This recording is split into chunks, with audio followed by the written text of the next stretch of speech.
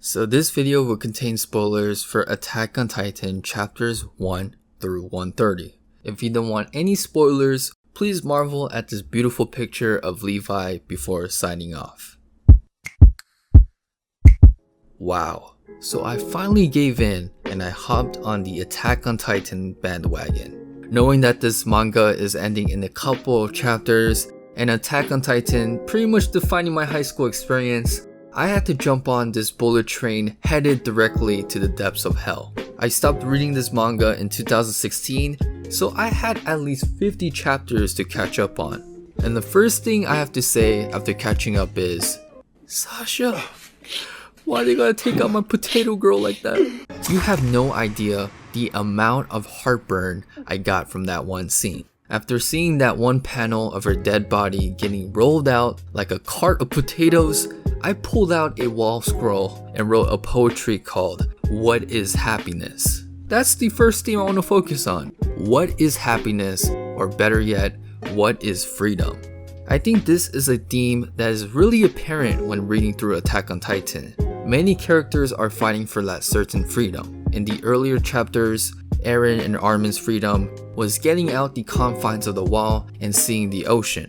Gabby and Falco were fighting so that they get in good favor with the Marlenians, so that the Eldians in the internment camps would be free. Even obscure group of people such as the Jaegerists have a very twisted sense of freedom. They believe that if Eren activates the Wall of Titans and kill the human population outside the islands, that will lead to ultimate freedom for the people of Paradise Island.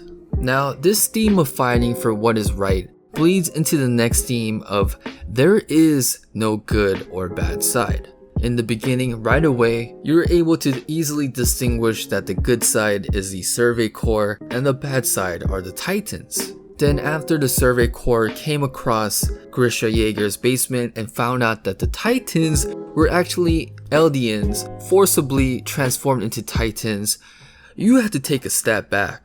I don't even know who the good or bad guys are. I think Ishiyama sensei does a phenomenal job muddling the fine line between good and bad. Especially when throwing in flashbacks of said characters, like you have no idea how many times I had to change teams.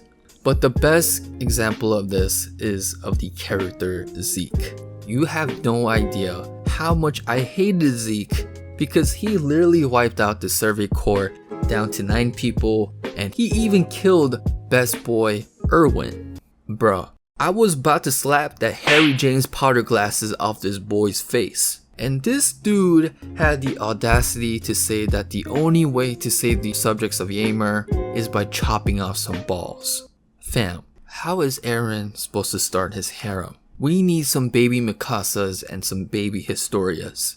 However, Ishiyama sensei was able to kind of tug at our heartstrings after diving into Zeke's childhood. To be honest, he had a pretty messed up childhood. He was bullied every single day. He was expected to hold the weight of the entire Eldian race at age 7. He was forced to Takashi 69 his parents, and he even ended up eating his mentor to acquire the Beast Titan power.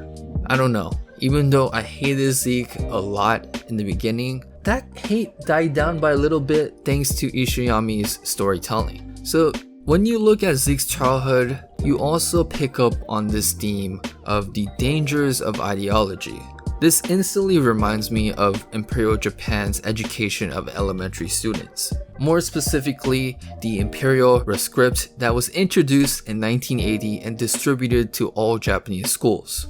One of the main messages of this document was that it pushed forward that the Japanese people should pride themselves for being unified in one great family, sharing the same blood and ethnicity under the pure and unbroken imperial line. This ideology will later be spinned so that Imperial Japan would see themselves as the superior race towards other Asiatic countries, and they even justified that rampaging through these countries is Japan's moral mission. And you may think that this isn't a big deal, but imagine this doctrine being taught over and over again to young children. You can only imagine what that can amount to. Zeke is a great example of the dangers of being taught at an early age, but I also want to focus on the warrior candidates. You can't get any twisted than instilling in children soldiers that killing the enemy of the Marley people would benefit their families living in internment camps. I was pretty disturbed when Gabby, a 12-year-old girl, was hysterically laughing with her family after killing dozens of soldiers. That's pretty messed up if you ask me. So combining with the blurred line between good and bad and teaching young children to kill the other, that in turn gives you a cesspool of violence.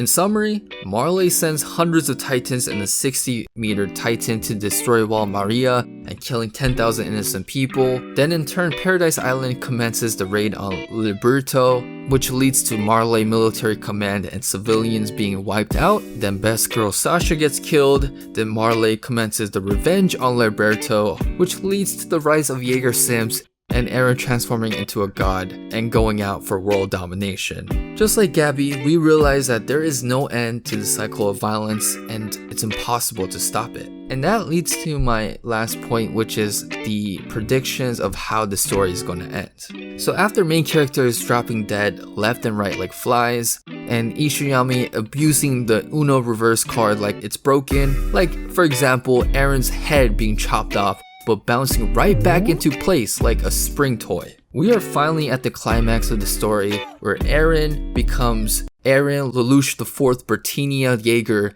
and becomes the world's biggest enemy. To stop him, Marleys, Eldians, Titans, worst girl, best girl, who are you looking at girl? Everybody is pretty much teaming up to stop Eren. So with a couple of chapters left, this is my predictions. I honestly feel like it's going to be Mikasa that's going to end up killing Eren. And in the aftermath, the world's power is going to realize how close the world came to an end. And in turn, they're going to end up just ending war and signing a big peace treaty under a new international committee like the United Nations.